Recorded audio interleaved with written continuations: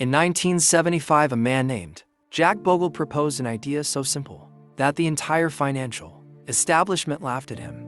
His proposal was this: instead of paying highly paid fund managers to pick stocks, why not simply buy every stock in the market in proportion to its size and charge investors almost nothing to do it? No research teams, no trading desks, no star analysts, no performance bonuses. Just own everything, sit still, and let the market do what markets do over time. Wall Street did not just dismiss the idea, they attacked it. One prominent fund manager called it Bogle's Folly.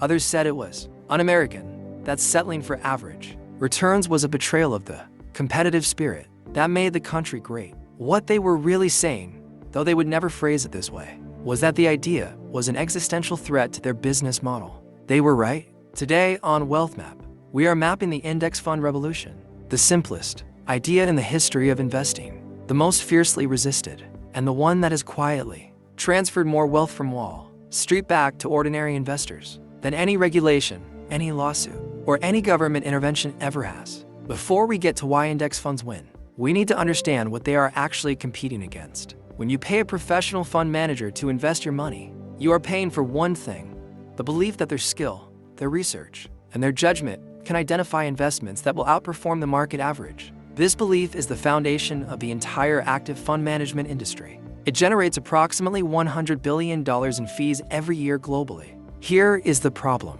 The fees come out of your returns whether the manager outperforms or not, and the fees are not small. The average actively managed mutual fund in the United States charges somewhere between 0.5 and 1.5% of your invested assets per year. An index fund charges somewhere between 0.03 and 0.2%. That gap sounds insignificant.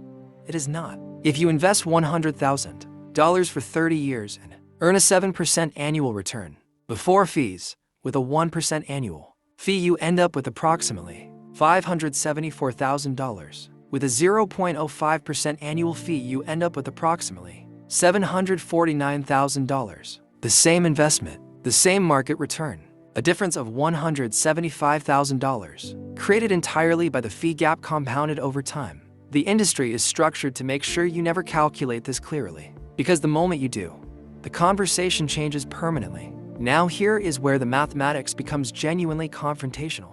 If active fund managers consistently outperformed index funds by enough to justify their fees, the calculation above would still make sense. You would pay the fee and come out ahead. The data says they do not. Over any given 10-year period, approximately 80% of actively managed funds underperform their benchmark index after fees. Extend that to 15 years and the figure rises above 90%. Extend it to 20 years and you are looking at a number that should end the debate entirely, yet somehow does not. This is not because fund managers are incompetent. Many of them are extraordinarily intelligent, deeply researched, and genuinely skilled. The reason they underperform is mathematical, not personal. Here is why. The stock market is not a competition against a fixed standard. It is a competition against every other participant. Every trade has a buyer and a seller, both of whom believe they are making the right decision. The collective performance of all active investors in the market is by definition the market return. Before fees, active managers as a group must earn the market return. After fees, they must earn less. This is not a theory. It is arithmetic. William Sharpe, a Nobel Prize-winning economist, proved it mathematically in 1991. The argument has never been successfully refuted. The industry has simply continued operating as if it does not exist. In 2007, Warren Buffett decided to make the argument impossible to ignore. He made a public $1 million bet that a simple S&P 500 index fund would outperform a portfolio of hand-picked hedge funds, widely considered the most sophisticated active investors on Earth. Over the following 10 years, a prominent hedge fund manager named Ted Sides accepted the bet on behalf of 5 carefully selected funds of funds. 10 years later, the index fund had returned 125%. The hedge fund portfolio had returned an average of 36%. The most sophisticated active investors in the world, managing billions of dollars with teams of analysts and access to information ordinary investors will never see, beaten by a fund that owns everything and has nothing.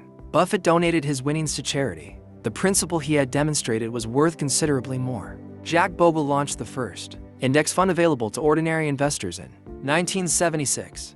He called it the first index investment trust. The financial press called it Bogle's Folly. It raised $11 million in its first offering against an expected $150 million. Wall Street declared it a failure and moved on. Today, Vanguard, the company Bogle founded, manages over $8 trillion in assets. The index fund industry as a whole manages tens of trillions. The fee compression that Bogle triggered has saved ordinary investors an estimated $1 trillion in fees, compared to what they would have paid in an active management-only world. One simple idea, laughed at by the most powerful financial establishment on earth, proven correct by decades of data, and still, even now, underutilized by the majority of ordinary investors who have never had it explained to them clearly enough to act on it. Until now, the index fund is not exciting.